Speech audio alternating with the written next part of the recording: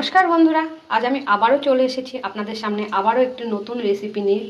তো এই রেসিপিটা খুব ইউনিক আর এটা খেতেও খুব ভালো লাগে। তো চলুন দেখি আজকে আমি কি বানাই আপনাদের জন্য।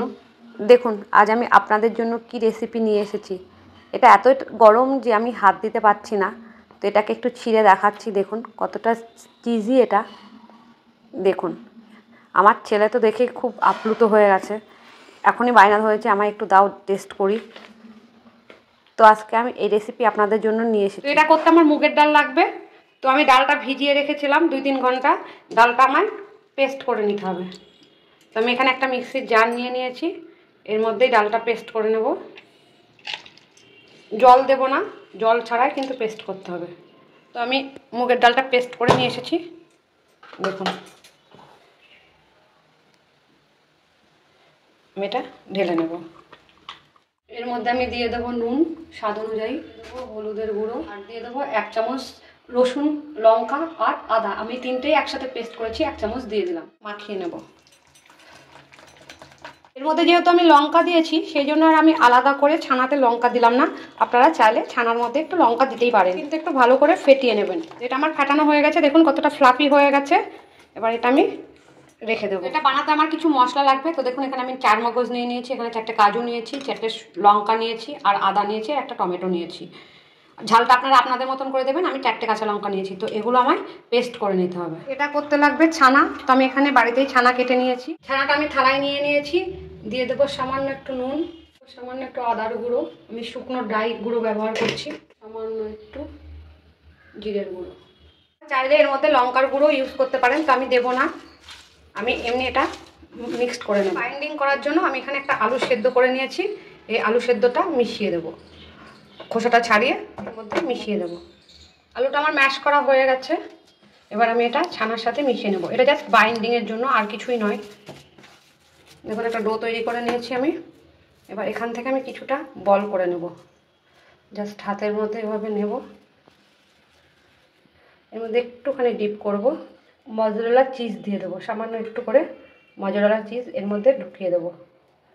এবার এটাকে আমি বল করে নেব। এরকম করে আমি ছানার বলগুলো তৈরি করে নেব। একটু ডিপ করে নিয়ে আবার আমি চিজ দিয়ে দেবো।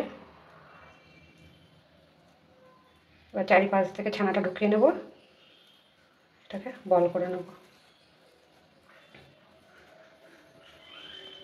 এইভাবে আমি সবগুলো তৈরি করে নেব। গ্যাসের ওপরে কড়াই বসিয়ে দিয়েছি। আমি এর মধ্যে দিয়ে দেবো তেল। আমি রান্নাটা সাদা তেলেই করব।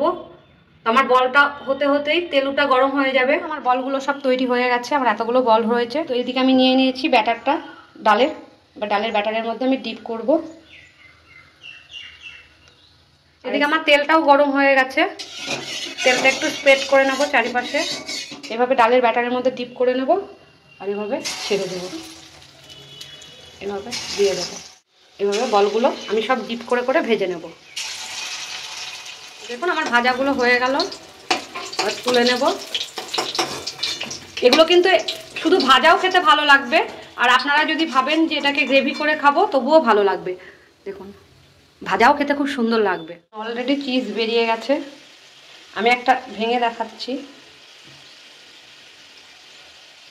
দেখুন এটা ভাজাও খুব ভালো লাগবে। চিজটা দিলে দেখুন বাচ্চা থেকে বয়স্ক সকলেই পছন্দ করবে, আর এটা খেতেও খুব ভালো লাগবে। দেখুন দেখেছেন টানলে কত বড় হয়ে যাচ্ছে, কতটা লেন্দি। বলছি এটা কিন্তু 2 রকমভাবেই খাওয়া যায়। আপনারা চাইলে এইভাবে ভাজাও খেতে পারেন, আদারওয়াইজ এটা গ্রেভি করেও খেতে পারেন। এর মধ্যে আমি দিয়ে দেবো আর একটু তেল।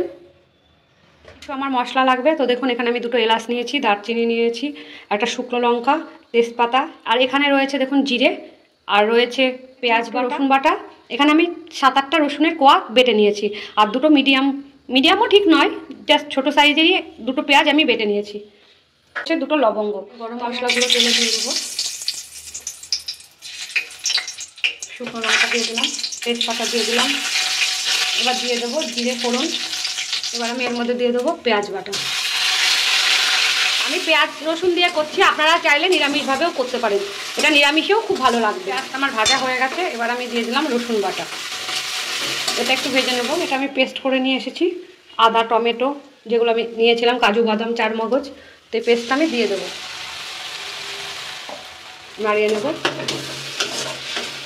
এটা কিছু ভালো করে কষিয়ে নিতে হবে।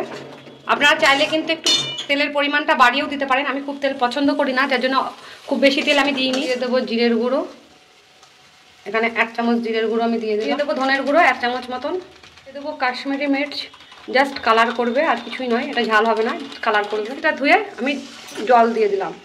মশলাটা আমার ভালো করে কষাতে হবে। দিয়ে দেবো হলুদের গুঁড়ো, দিয়ে দেবো পরিমাণ মতন নুন। নুনটা আপনারা বুঝে দেবেন, কারণ যে বলগুলো তৈরি করলাম সবগুলোতেই নুন দেওয়া রয়েছে। দেবো সামান্য 2-4 দানা চিনি। এবার আমি এটা মিশিয়ে দেবো। এটা ভালো করে কষতে হবে। প্রায় কষানো হয়ে গেছে, তেলটা ছাড়তে লেগেছে। এবার স্টেজে আমি দিয়ে দিলাম 2 চামচ ফেটানো টক দই, নাড়িয়ে নিতে হবে। দেখুন আমি ছানা কেটে গেছিলাম, সেই ছানার জলটাই রয়েছে, তো আমি এই রান্নাতে ছানার জল ব্যবহার করব। ছানার জল দিলে কিন্তু তরকারির স্বাদ অনেকটা পাল্টে যায়। আমি ছানার জল নষ্ট করি না, তরকারিতেই ইউজ করে নিই। তেলগুলো ছেড়ে দিয়েছে, মশলাটা আমার কষানো হয়ে গেছে। এবার আমি এই স্টেজেই দিয়ে দেবো ছানার জল। আমি ছানার জল আর জল হাফ হাফ দেবো, পুরোটা দেবো না। ছানার জল ফেলবেন না, ছানার জল কিন্তু খুব উপকারী। তো ছানার জল দিয়েই আমি করি, ছানার জল আমি নষ্ট করি না। আর একটু দিয়ে দেবো দইয়ের বাটি ধুয়ে জল।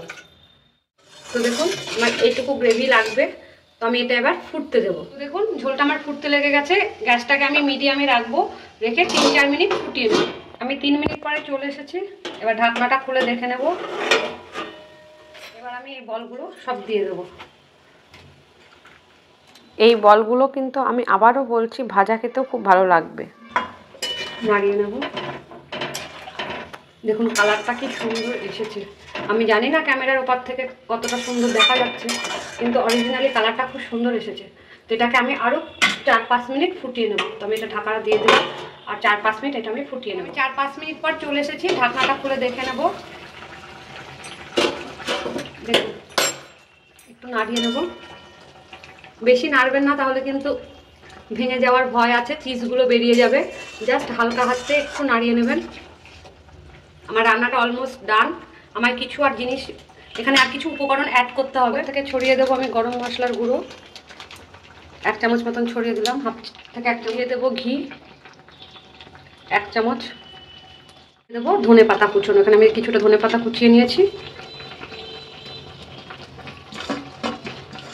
এটার যা গন্ধ বেরিয়েছে না, যেমন সেন্ট তেমন এটা স্বাদেও ভরপুর হবে। এবার এটা হালকা হাতে মিশিয়ে নেব। খুব বেশি নাড়াচাড়া করা যাবে না, তাহলে ভেঙে যাবে বলগুলো। তো তৈরি হয়ে গেল আমার ছানার এই চিজি বলগুলো। তো এবার আমি ঢেলে নেব। এখানে আমি থালার মধ্যে ঢেলে নিচ্ছি। দেখুন কি সুন্দর দেখতে হয়েছে। এটা দেখতেও যতটা সুন্দর হয়েছে, এটা খেতেও অতটাই সুন্দর হবে। যখন দেখবেন মাছ মাংস কিছুই নেই, তখন কিন্তু এই রেসিপিটা করে খেতে পারেন। দেখবেন পরিবারের সকলে এটা চেটে ফুটে খাবে। এটা ভাত, রুটি, লুচি, পরোটা যাই দিয়েই খান না কেন, এটা কিন্তু খেতে সত্যিই খুব ভালো লাগবে। তো ভিডিওটা এতক্ষণ দেখার জন্য অনেক ধন্যবাদ। ভিডিওটাকে অনেক অনেক করে লাইক করুন, শেয়ার করুন, আর এই চ্যানেলটিকে সাবস্ক্রাইব করে রাখুন, যাতে আগামী ভিডিওগুলো আপনারা খুব সহজে আর তাড়াতাড়ি পেয়ে যান। তো আমি আবারও বলছি, রেসিপিটা ভালো লাগলে বাড়িতে অবশ্যই একবার ট্রাই করবেন, আর আমায় জানাতে ভুলবেন না। তো ভিডিওটা এই পর্যন্তই, দেখা হবে নেক্সট ভিডিওতে। ততক্ষণে টাটা।